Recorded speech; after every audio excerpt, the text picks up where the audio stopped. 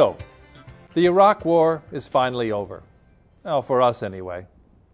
The last combat troops pulled out just before Christmas, fulfilling a treaty pledge that was deceitfully negotiated in the dying days of the Bush regime, which knew it wouldn't be around when the time came to implement, and which was only carried out by Obama because the Iraqis gave him no choice. Nevertheless, we're out. Sort of. We've left behind the largest U.S. embassy in the world, with 15,000 heavily armed contractors who are now working for the State Department on various nation-building projects. We've also left a lot of troops just over the border in Kuwait, not to mention a whole flotilla of naval assets in the Persian Gulf. So it's not like we've really come home, just moved next door. The turmoil continues, of course, for the Iraqis. Sectarian violence, such as car bombs in busy markets and attacks on government ministries, has remained a strong undercurrent throughout.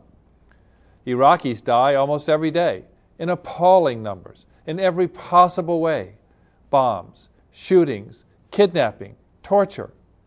And even minimal government services are lacking: electricity, clean water, schools, safe roads.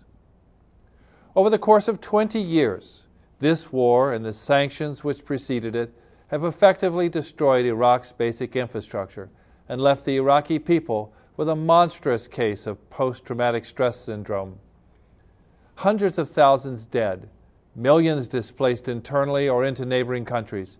The political system we gave them is basically unworkable, and it seems likely that the Shia will now become the oppressors, the Sunni will maintain armed resistance, and the Kurds will hope that no one bothers them in their autonomous province.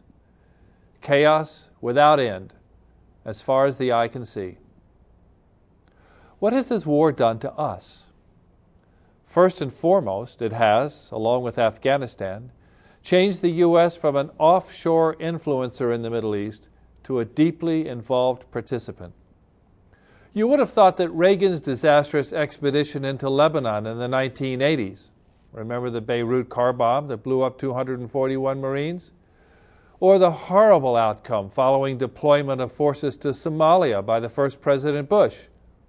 Remember Black Hawk Down? You would have thought that those would have taught policymakers that having troops on the ground in this region was not a good idea.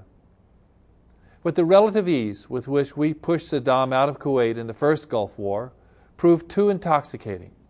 And the prudence of Bush 41 in not invading Iraq gave way first to Clinton's sanctions and cruise missile strikes, and this Bush 43's all-out war. Step by step, we got more deeply committed as incompetent leaders played to domestic fears in this country, and fundamentalist Islam replaced Soviet communism as the convenient external threat used to justify military aggression.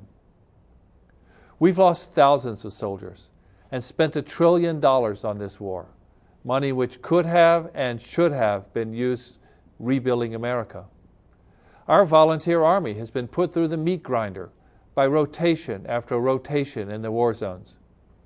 Our standing in the world, where once we were celebrated as a force for democracy and rule of law, is now in tatters.